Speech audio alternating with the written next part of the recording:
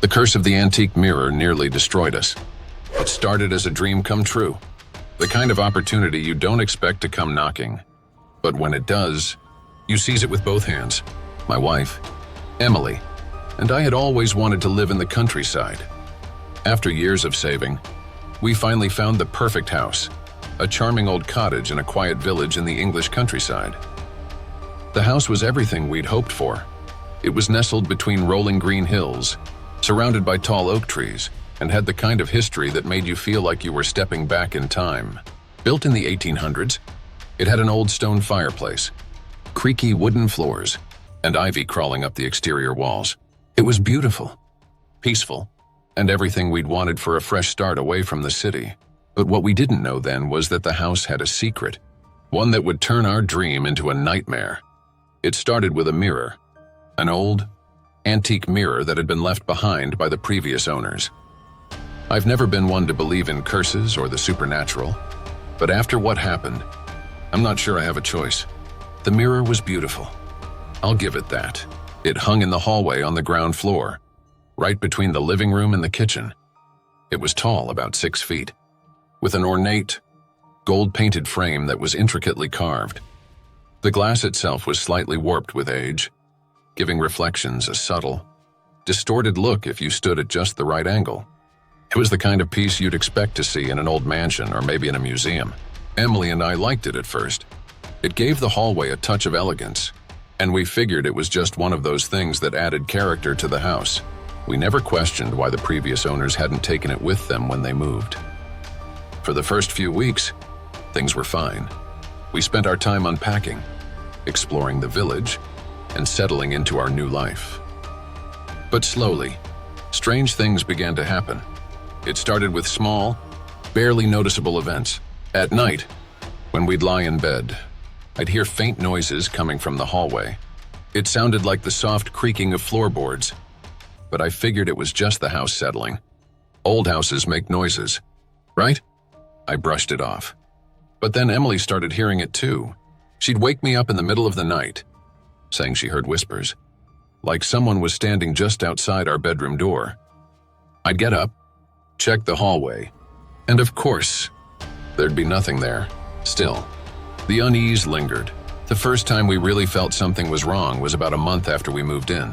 One evening, we were sitting in the living room, enjoying a quiet night by the fire. Emily was reading a book, and I was flipping through channels on the TV when, out of nowhere, the power went out. It wasn't stormy or windy.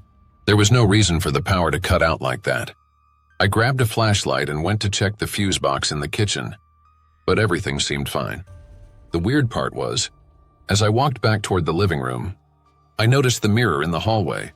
Even though the power was out and the house was dark, the mirror seemed to be reflecting light just faintly, like there was something glowing in the glass. "Hey, Em, come look at this," I called. Emily came over, and we both stared at the mirror. There was definitely a faint glow coming from it, but we couldn't figure out why. It wasn't coming from the hallway or the living room. It was like the light was inside the mirror. "That's weird," Emily muttered, her face tight with confusion. I nodded. But before we could discuss it further, the power came back on. The mirror returned to normal. No glow. No strange reflections. Just a regular antique mirror. We laughed it off, blaming it on a trick of the light. But deep down, it left us both unsettled. After that night, things escalated. The strange sounds, footsteps, creaking floorboards, and the soft whispers became more frequent. At first, it was only at night, but soon we started hearing them during the day too. I remember one morning, while Emily was in the kitchen making coffee, she called out to me from the hallway. "Did you just say something?" she asked, her voice uneasy. I was upstairs at the time, getting dressed. "No." "Why?" She didn't respond right away, and when I came downstairs, I found her standing in front of the mirror, staring into it with a frown on her face. "I thought I heard you," she said quietly, her eyes fixed on her reflection. "But it wasn't your voice." "What do you mean?" I asked.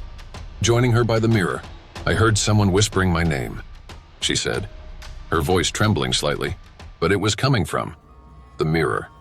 I stared at the glass, half expecting to hear something myself, but there was only silence. I didn't know what to say. It sounded crazy. But Emily wasn't the type to get scared easily, and the look on her face told me she believed what she heard. Still, I tried to be rational. Maybe it's just the house, I suggested. Old pipes, weird acoustics, that kind of thing. Emily nodded, but I could tell she wasn't convinced. Neither was I, if I'm being honest. A few days later, things got even stranger. I started seeing shadows, dark, fleeting shapes that would pass by in the corner of my eye. I'd be sitting in the living room, and out of nowhere, I'd catch a glimpse of something moving just outside the doorway. Every time I turned to look, nothing was there. At first, I thought it was just my imagination, or maybe I was tired.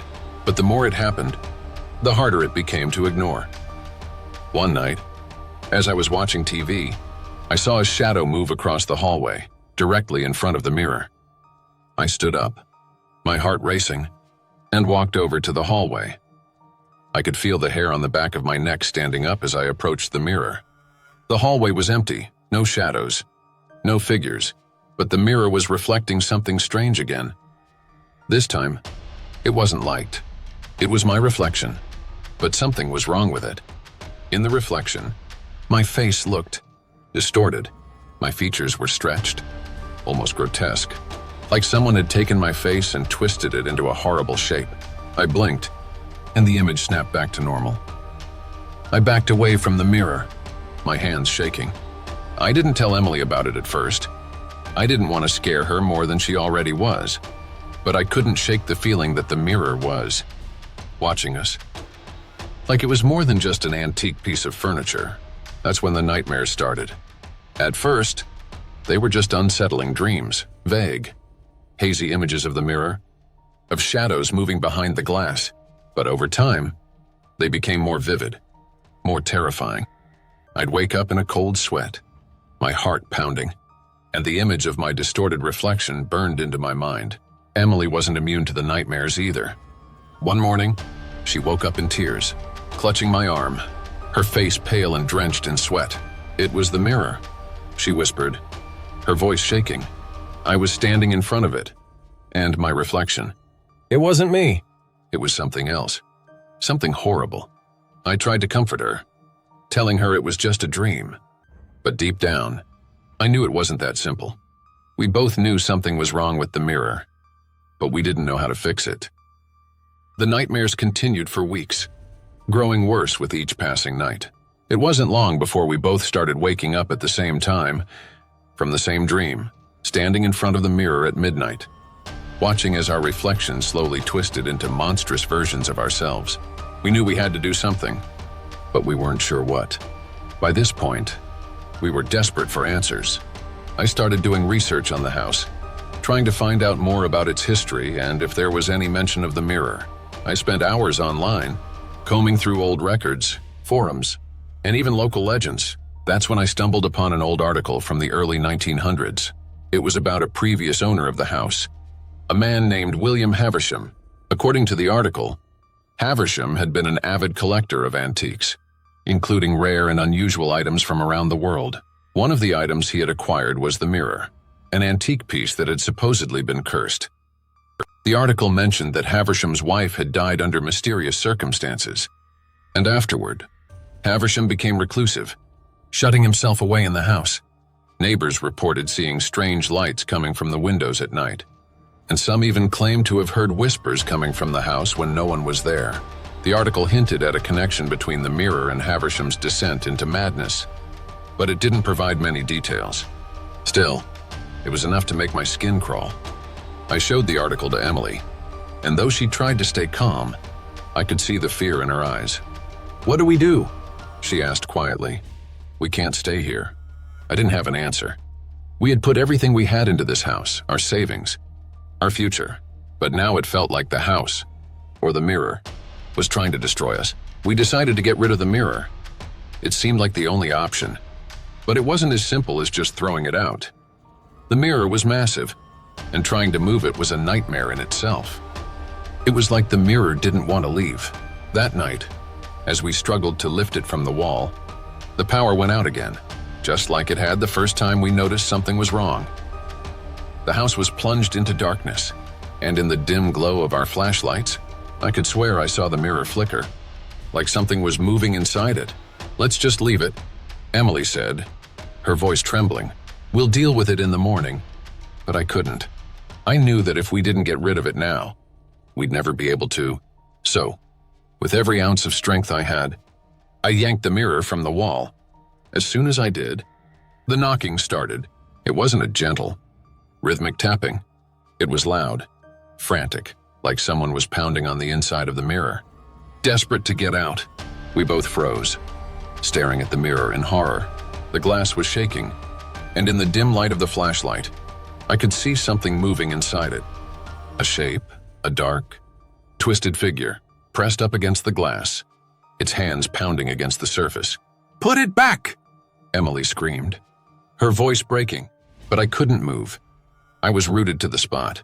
My eyes locked on the figure in the mirror. Its face was a grotesque, distorted version of my own, its eyes hollow and black. It was me, but it wasn't. I don't remember how long I stood there, but eventually, the pounding stopped, the figure faded, and the mirror returned to normal, if you could call it that. We didn't touch the mirror again that night. After that night, Emily and I both knew we couldn't stay in the house. The mirror was more than just cursed. It was dangerous. We packed our bags and made arrangements to stay with friends until we could figure out what to do. But the mirror wasn't done with us yet. The last night we spent in the house, I woke up in the middle of the night to the sound of whispers. They were soft at first, barely audible, but they grew louder with each passing second until they filled the room. I sat up in bed, my heart racing, and saw Emily standing in front of the mirror. She was staring at her reflection, her eyes wide and empty. "Emily?" I called out, but she didn't respond. I got out of bed and walked over to her, but as I reached out to touch her shoulder, I saw it, her reflection. It wasn't her. The face in the mirror was twisted, deformed, a grotesque mockery of her real face. I grabbed her arm and pulled her away from the mirror. She blinked, as if waking from a trance, and looked at me in confusion. "What happened?" she asked, her voice shaky. I didn't answer. I just pulled her out of the room and slammed the door behind us. The next morning, we left. We didn't look back, didn't try to take anything with us. We just left. We never went back to the house. I don't know what happened to the mirror. And honestly, I don't care. All I know is that we escaped, but not without scars. The nightmares still come sometimes. I'll wake up in the middle of the night, drenched in sweat, and for a split second, I'll think I see the twisted reflection in the mirror.